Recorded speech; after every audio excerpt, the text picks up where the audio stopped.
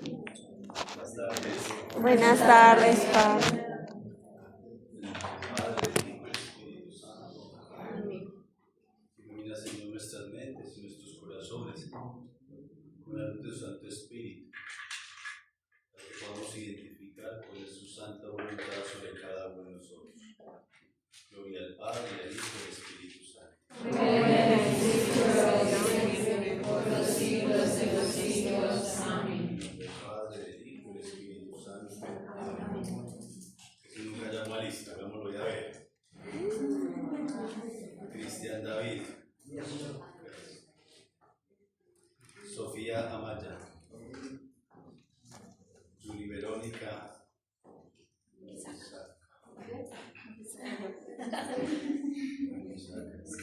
Emanuel Arbeláez. Gloria Bedoya. Andrea Botero. Ya no.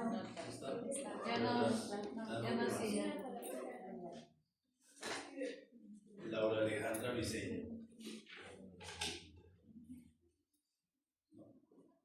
Del libro Espíritu.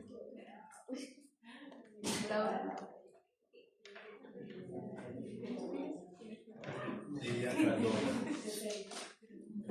Elena Cardona. Misioneras eucarísticas, ¿no? Lupe Verónica Castillo. Y Ana Rocío Castillo. Continuó, sí. Sí, pero se fue. Alejandra Belén. Elisa Elena Cando.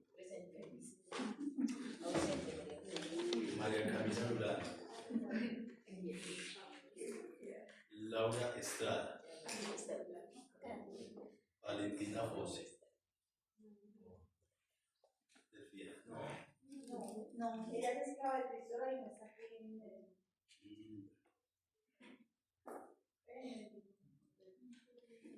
Miguel Ángel Giraldo. Natalia Gil. Maya Iglesia Castro. Gemma Isabel Guamán. Brian Stevens. Brian Stevens. Siervo de la caridad. Él no continúa. No. ¿Cómo estás autoridad hasta dice John Freddy Hernández. María Fernanda Herrera. Emilio José Hoyos. Lady Juliana Izaza.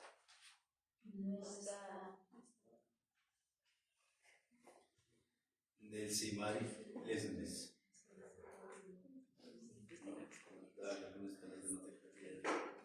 María Cristina Leitón. Nilice Miranda. Alejandro Molina. Jessica Alexandra Mata.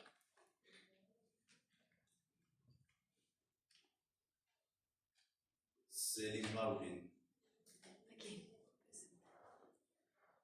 Valeria Marulanda. Erika Marlene Moreno. Presente. Karen Mejía.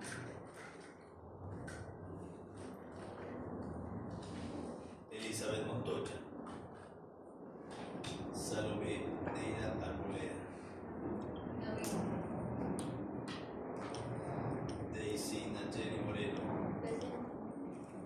Camila Osorio María. María Camila Osorio. Fran Peñates.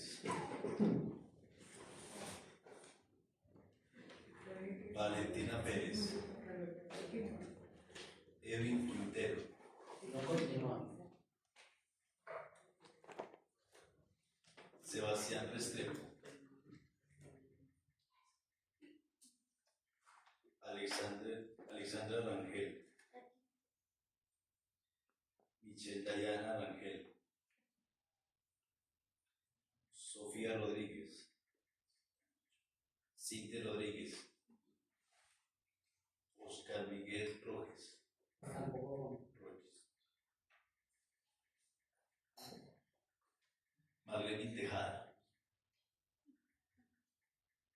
Ayrton de los Santos, Daniel Ángel del Carmen. Ahí está, Ayrton de los Santos.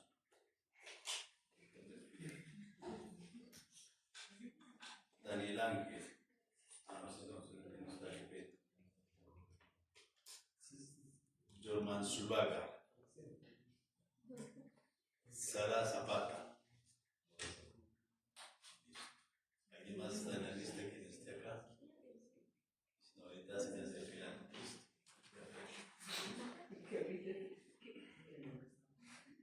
Continuamos entonces con nuestro estudio de libros paulinos. Recordemos la división. Tenemos entonces las cartas auténticas propiamente de Pablo y aquellas que hacen parte de la tradición paulina.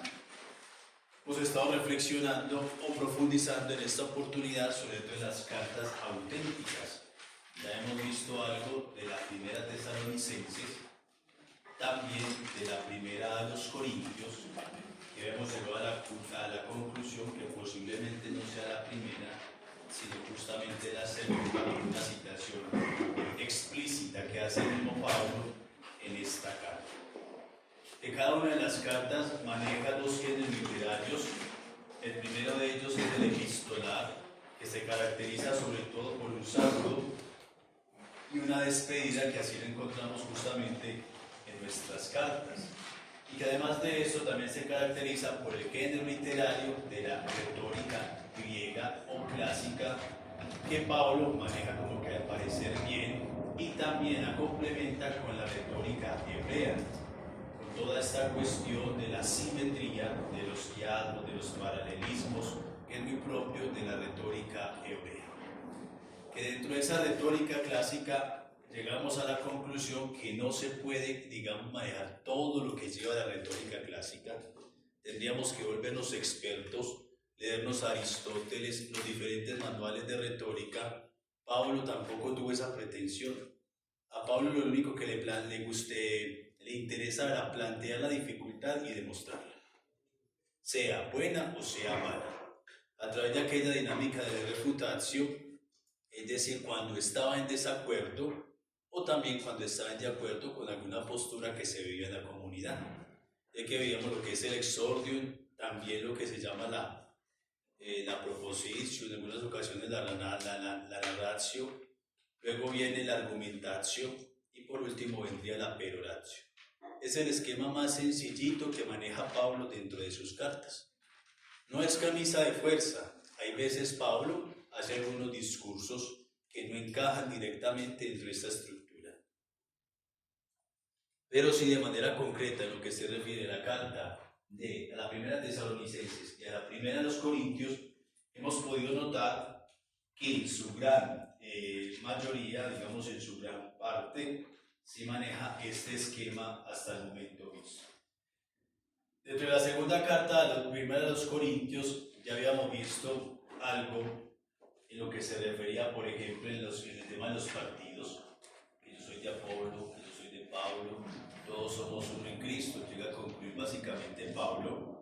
También habíamos visto un poco sobre el matrimonio y la virginidad, toda esta cuestión de la porneia, también del incesto, como lo plantea Pablo, que no es necesario los tribunales paganos, sino que nosotros, asistidos por el Espíritu, también podríamos de cierto modo juzgar.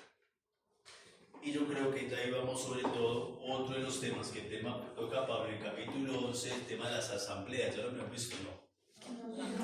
También habían visto lo inmolado carne, la carne inmolada de los ídolos. Sí. ¿Qué conclusión llega Pablo? Y evite el escándalo. Pero si le dan carne, ¿Cómo cayó? ya si lo está viendo mucho y que usted está generando escándalo, mejor entonces no la coma. Hasta ahí habíamos quedado. En el capítulo 11 hablamos un poco sobre las asambleas.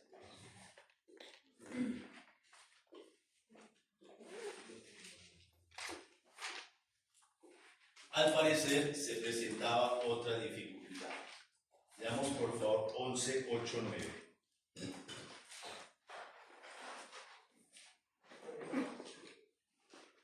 En nacer el varón de la mujer, sino la mujer del varón. Ni fue creado el varón por razón de la mujer, sino la mujer por razón del varón. Al parecer, en esta cita bíblica hay una alusión, más bien explícita o implícita, de posible misoginia. Es decir, un desprecio justamente a la mujer. A Pablo, ya habíamos visto cuando estudiamos la persona de Pablo, en ocasiones se le ha criticado justamente por ser misógino, es decir, un poco machista. Sin embargo, hemos llegado a la conclusión que, curiosamente, quienes más ayudan a la misión de Pablo son las mujeres. Entonces, decir que Pablo propiamente era misógino, de pronto puede ser algo anacrónico que no corresponde a la realidad. Más bien, podríamos deducir todo esto desde el contexto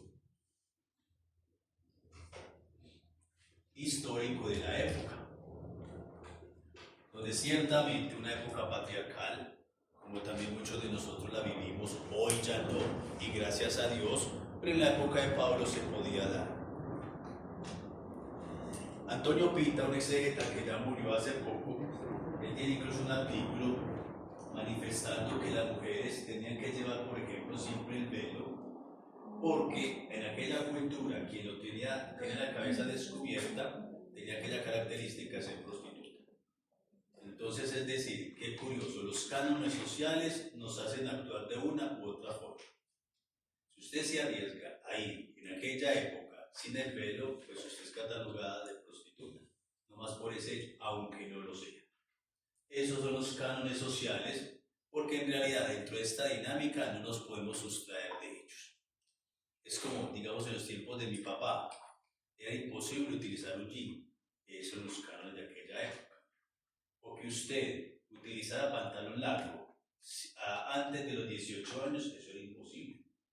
Si uno ve las fotografías de los papás de hace, digamos, 20, 30 años, cuando ellos tenían 10 añitos, siempre a pantalón corto, jamás pantalón largo. Ese era justamente el modo de proceder de la época. No podemos pretender juzgar un texto con criterios actuales sin tener presente los criterios anteriores. Siempre hay que manejar el contexto histórico. Con base a esto, entonces no podríamos afirmar de manera tajante que Pablo fuese de cierto modo misógino. Veamos por favor 11:12. Porque así como la mujer procede del hombre, así también el hombre nace de la mujer, y todo viene de Dios. Entonces mire que ahí se manifiesta, luego clarifica Pablo en el versículo 12 que se trata sobre todo también de igualdad, porque tanto el uno como el otro los creó Dios.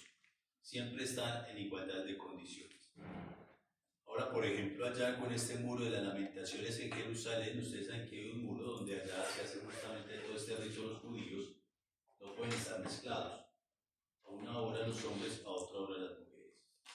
Como hay muchos que provienen de Estados Unidos, de esa cultura más occidental, donde esa separación entre hombre y mujer no está tan arraigada, descubrieron otra parte de este muro de las lamentaciones más escondidita, otro pedacito. Allí es donde van a practicar justamente hombres y mujeres juntos, porque ya es con criterios más occidentales. Entonces dijeron, mantengamos la tradición, esta parte del muro para ustedes, la más grande, pero esta otra parte para nosotros, donde hombres y mujeres podemos rendir culto a nuestro Dios, sin tener que ser separados. Volvemos a la misma idea, todo de acuerdo a la época o al criterio, digamos, al momento actual. Entonces, ¿en qué sería, qué exactamente sería la misoginia? La misoginia es básicamente como el desprecio de la mujer, el rechazo. Cuando lo tildan de misógino, justamente es una persona que rechaza a la mujer o que de cierto modo denigra de ella. Entonces, básicamente, Pablo plantea que están en igual de condiciones. Veamos por favor Gálatas 3:28.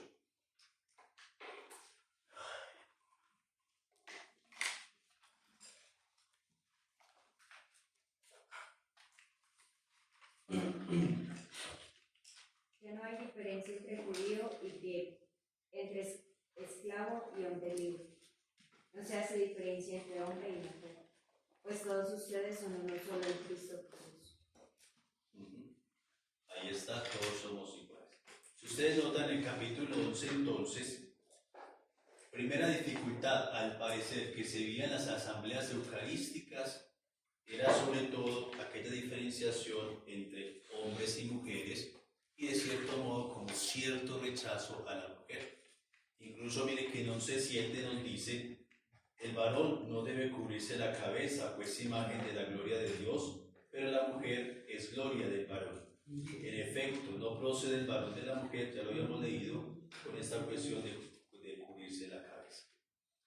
Hasta ahí entonces, de cierto modo, vamos bien. Ya luego viene, si se ubica en el versículo